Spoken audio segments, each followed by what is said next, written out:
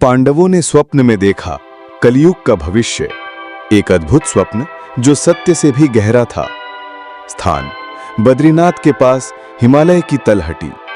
समय महाप्रस्थान से पूर्व की रात्रि। पात्र युधिष्ठिर, भीम, अर्जुन, नकुल, सहदेव और एक रहस्यमयी स्वप्न। महाभारत के युद्ध को वर्षों बीत चुके थे।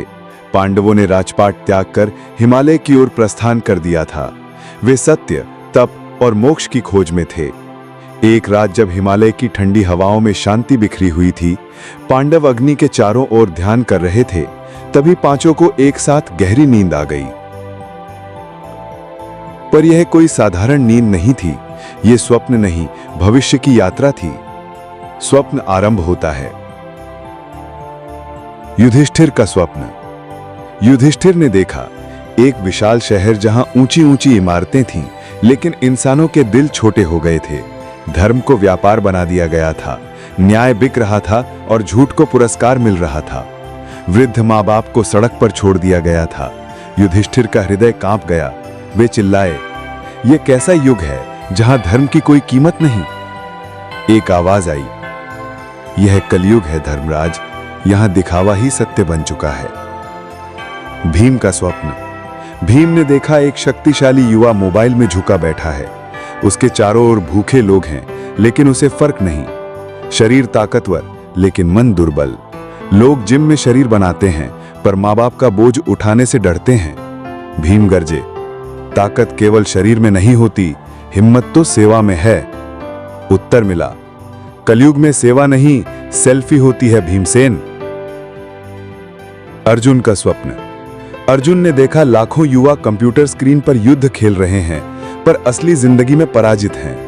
रिश्ते केवल ऑनलाइन हैं, संवाद नहीं, भावनाएं नहीं। मित्रता में स्वार्थ है, प्रेम में सौदा है। अर्जुन ने अपना गांडीव उठाया और कहा, मैं अधर्म के विरुद्ध फिर से युद्ध करूंगा। स्वर आया, अब गांडीव से नहीं, विवेक से लड़ना होगा पार्थ। नकुल का स्वप्न। नकुल ने देखा रूप सौंदर्य के पीछे लोग पागल हैं। लड़के लड़के फिल्टर में सुंदर दिखते हैं, पर आत्मा कुरूप हो चुकी है। विवाह सिर्फ दिखावे के लिए है। प्रेम में श्रद्धा नहीं, समय बिताने का साधन बन चुका है। नकुल ने कहा, क्या सुंदरता का कोई मोल नहीं बचा? उत्तर आया, अब सौंदर्य चेहरों पर है, मन पर नहीं। सहदेव का स्वप्न। सहदेव ने देखा ज्ञान के नाम पर इंटरनेट पर अधूरा सच फैला हुआ है।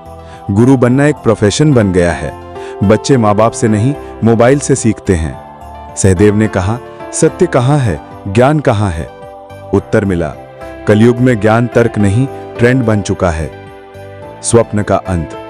अचानक तेज प्रकाश हुआ। पांचों पांडव एक साथ उस प्रकाश में खड़े थे। तभी आकाशवाणी हुई, हे पांडवों, यह वही युग है जिसे तुम छोड़कर जा रहे हो, पर जान लो, हर अंधेरे में एक दीपक भी जलता है। कलयुग में भी कुछ हृदय होंगे जो सच्चाई, सेवा और श्रद्धा से भरे होंगे। उन्हें मत भूलना, वही मेरे सच्चे भक्त होंगे। पांचों की आंखें खुली। वे पसीने से तर थे। भीम ने अर्जुन का हाथ पकड़ा। अर्जुन ने युधिष्ठिर की ओर देखा। युधिष्ठिर बोले, चलो भाइयों, चलें उस अनंत यात्रा पर जहां फिर से कोई सत्य को खोजेगा और जिसकी यात्रा की शुरुआत मैं ही करूंगा। अर्थात मैं युधिष्ठिर अब निश्चित ही इस युग में अवतार लेकर अपने पांचों भाइयों के साथ युग के परिवर्तन पर कार्य करूंगा। ऐसा मेरा संकल्प है। ओम नमो भगवते वासुदेवाय।